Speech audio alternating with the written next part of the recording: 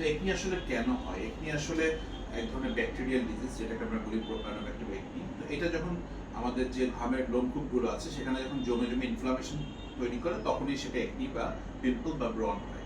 তো পিঠে বা চেস্টে কেন ব্রণ হয়? আপনি যদি ঠিকমতো শাওয়ার না নেওয়া হয় রেগুলারলি, তখন দেখা যায় যে ওইখানে জমে জমে জমে জমে এটা একনি হচ্ছে।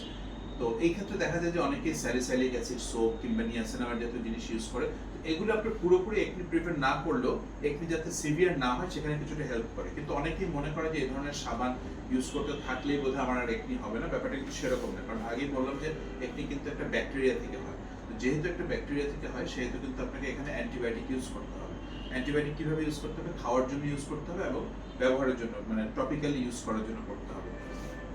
চেস্টে এবং ব্যাকের একনি কিন্তু অনেকদিন ধরে ওষুধ খেতে হয়, 3 to 6 মান্থ পর্যন্ত। অনেক সময় অনেকে 1-1.5 মাস পরে বন্ধ করে দেয়। মুখের একনিটা তাড়াতাড়ি সারে, কিন্তু চেস্ট আর ব্যাকে যদি একনি হয় সেখান থেকে কিন্তু অনেক সময় লাগে সারতে। আবার অনেক সময় সেরে গেলে কালো কালো দাগ থাকে, যেটাকে আমরা পিআইএইচ বা পোস্ট ইনফ্লামেটরি হাইপারপিগমেন্টেশন বলি। ওটা আবার আরেক ধরনের ট্রিটমেন্ট।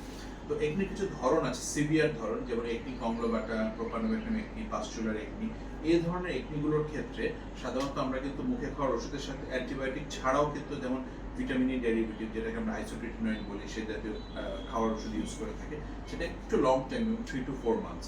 তো এই ধরনের একনির ক্ষেত্রে আপনাদের একটা জিনিস মনে রাখতে হবে, ট্রিটমেন্ট অবশ্যই আছে এবং একটু ধৈর্য ধরে, একটু সময় নিয়ে, একটু টাইম কনজিউমিং ট্রিটমেন্ট করতে হবে। সেক্ষেত্রে হয়তো ওষুধের খরচটা অনেক সময় একটু বেশি হয় অনেকের জন্য, কিন্তু ইন দ্য লং রান আপনি যদি ট্রিটমেন্টটা কমপ্লিট করে, তাহলে দেখা যাচ্ছে ব্যাক আর চেস্টের একনিটা আর ফেরত আসে না। বেশিরভাগ ক্ষেত্রে পেশেন্ট করে কি, কিছুদিন পরে একটু একটু ভালো হলে ট্রিটমেন্টটা ছেড়ে দেয়, তখন আবার রিকার করে, তখন আবার ওই প্রথম থেকে আইসোট্রিটিনয়েড বা অ্যান্টিবায়োটিকের ডোজ বা কোর্সেসগুলো শুরু করতে হয়। তো এই ক্ষেত্রে আপনারা যাকেই দেখাচ্ছেন, যেই ত্বক বিশেষজ্ঞকে দেখাচ্ছেন, ওনার কথাবার্তা যদি একটু শোনেন বা পরামর্শটা শোনেন, 3 থেকে 4 মাস যদি ট্রিটমেন্ট করেন, তাহলে দেখা যাবে যে ব্যাক আর চেস্টের একনি আপনার চলে গেছে এবং সেখান থেকে